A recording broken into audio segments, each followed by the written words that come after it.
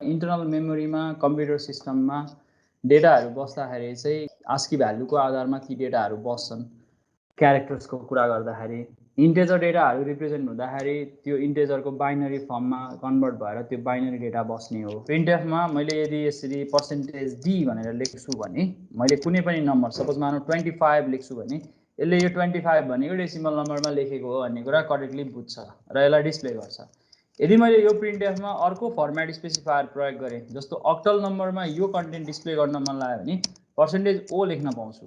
%o लेखेँ भने o को अर्थ octal number. मैले यही 25 लाई %o मा लेखेर डिस्प्ले गरेँ भने यसले मलाई अक्टल नम्बरको भ्यालु डिस्प्ले गर्छ। मैले हेक्साडेसिमलमा डिस्प्ले गर्नु पर्यो भने %yox लेख्न पाउँछु हैन। इन्टिजर डेटा डिस्प्ले गर्दाखेरि म यही नम्बरलाई हेक्साडेसिमलमा डिस्प्ले गर्न सक्छु। सी ल्याङ्ग्वेजमा हामी यसरी प्रयोग गर्न सक्छौं। खासमा मेमोरीमा यसको डेटा यसरी बस्छ। तिमी हेर त करेक्टली देख्न सक्छौ। मैले अघि जुन डिस्कस गरेको थिएँ त्यो कुरा तिमी यहाँ देख्न सक्छौ।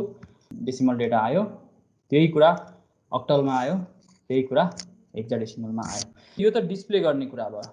मैले भेरिएबल नै असाइन गर्न चाहेँ भने इन्टेजरमा अक्टल नम्बर नै असाइन गर्न चाहेँ भने इन्टेजरमा मैले हेक्साडेसिमल नै नम्बर असाइन गर्न चाहेँ भने चाहिँ कसरी असाइन गर्नु? मैले डेसिमल नम्बरको रूपमा असाइन गर्नु पर्यो भने डेसिमलमा मैले 25 सिधै असाइन गर्न सक्छु। अहिलेसम्म हामीले लेखेको यही नै हो। अब मैले यही कुरा अक्टलमा लेख्न चाहेँ भने जस्तो अक्टल भनेर मैले एउटा भेरिएबल बनाएँ, अक्टलमा असाइन गर्न चाहेँ भने चाहिँ कसरी लेख्ने भन्दाखेरि यही 25 भन्ने भ्यालुलाई अक्टलमा हामीले असाइन गर्नु पर्यो भने 0 भन्दा अगाडिपट्टि 0 लेखेर असाइन गर्नुपर्छ।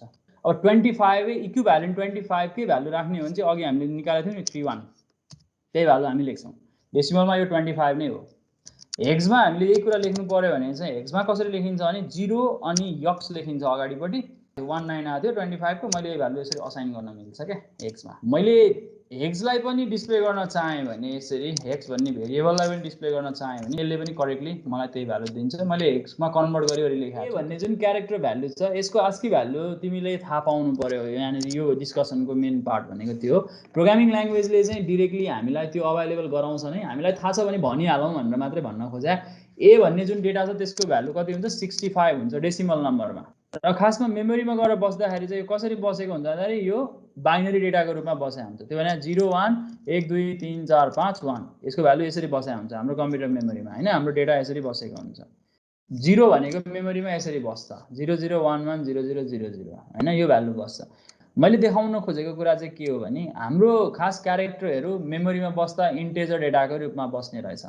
त्यो 65 त्यसको भ्यालु, त्यो बाइनरी भ्यालु, त्यो ठ्याक नम्बरै हो त्यो हैन, क्यारेक्टर त होइन, त्यो त नम्बर हो। जुन नम्बरको रूपमा बस्दो रहेछ भने हामीले रिट्राइभ गर्दा पनि नम्बरकै रूपमा रिट्राइभ गर्न पनि पाउने रहेछौँ कि रहेनछौँ भन्ने कुरा मैले तिमीसँग कुरा गर्न खोजेको क्या यहाँनिर। त्यसैले तिमीले कुनै पनि क्यारेक्टरलाई नम्बरको रूपमा तिमी प्रोग्राममा डिस्प्ले गर्न सक्छौ। त्यो क्यारेक्टरको नम्बर भ्यालु कति हो, आस्की भ्यालु कति हो हेर्न सकिन्छ यहाँनिर। क्यारेक्टर डेटालाई मैले कसरी डिस्प्ले गर्न सक्ने रहेछु, नम्बरको रूपमा डिस्प्ले गर्न सक्ने रहेछु।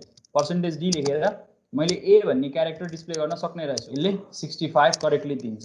तिमीले यहाँ देखिरहेछौ ए को आस्की भ्यालु 65 हो।